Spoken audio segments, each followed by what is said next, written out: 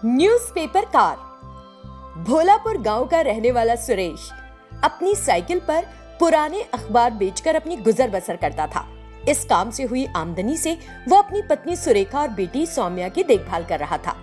वो अपनी साइकिल में गांव भर में घूमता और लोगों से पुराना या नया अखबार खरीदता। कबाड़ी वाला, रद्दी पेपर वाला, 10 रुपए किलो से अपना पुराना अखबार दे दो, पुराने पेपर से पैसा बनाओ, वो इस तरह चिल्लाता। तभी अरे ओ रद्दी पेपर वाले, मेरे घर पर हैं बहुत सारे पुराने अखबार, कितने रुपए में लोगे? जल्दी बताओ अपना भाव, बहुत सारे पेपर्स हैं मेरे पास। देखिए बहन जी, अगर आप थोक में बेच रही हैं तो पैसों की चिंता मत कीजिए। अगर आप थोक में अच्छा अखबार देंगी तो मैं आपको ज्यादा रेट पर भी दे सकता हूँ। ठीक है, तो फिर आ जाओ, मेरे घर में बहुत सारे हैं। जैसे ही सुरेश घर के अंदर कदम रखता है, उसे पुराने अखबारों से भरा एक रैक मिलता है और वो बड़ा खुश होता है।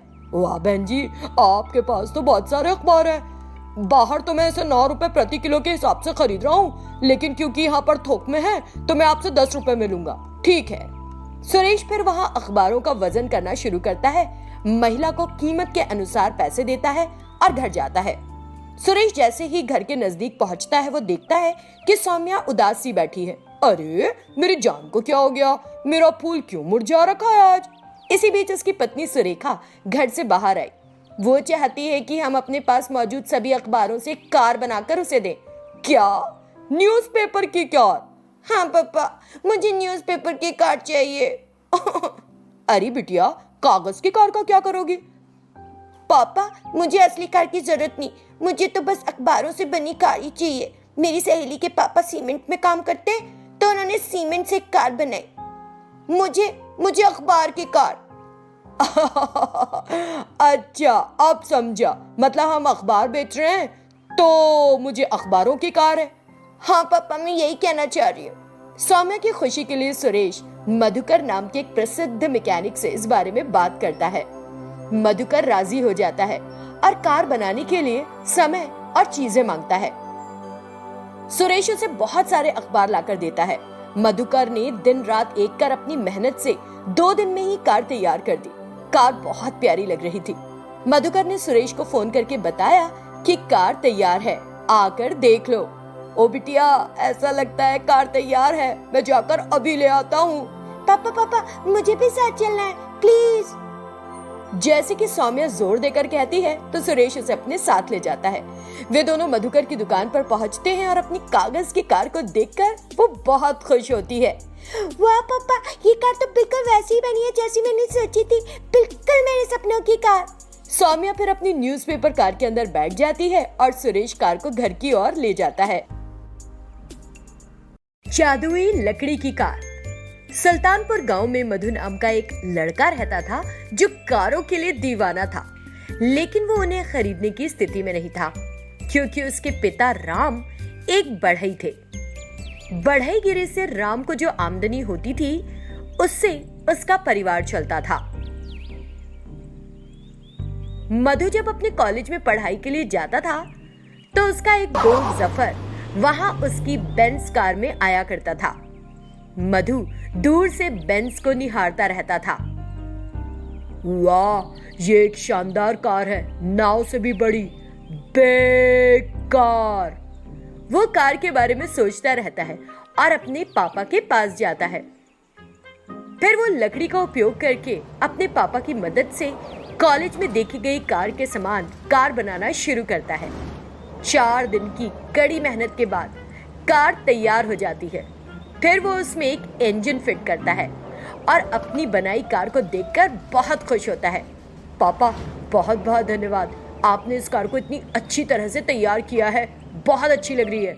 ये मेरा कर्तव्य है कि मैं तुम्हें वो दे सकूं जो तुम्हें पसंद है। अगले दिन मधु कार लेकर अपने कॉलेज जाता है। उसकी कार एक साधारण कार के मुकाबले में सड़क पर और तेज भागती है। जफर मधु को कार से आते देखता है। हेलो मधु। जफर, क्या तुम मुझसे हेलो कह रहे हो? तुम्हारी कार बहुत बढ़िया है और मैं इसे एक बार चलाना चाहता हूँ, दोगे?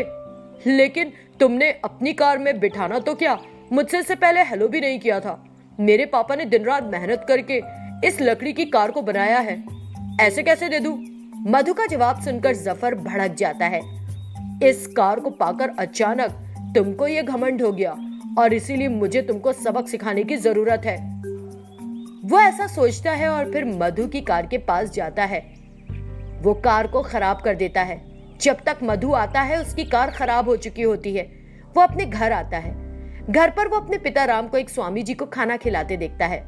मधु को उदास देखकर उसके पिता उसके पास जाते हैं और जैसे ही वो आते हैं मधु रोने लगता है।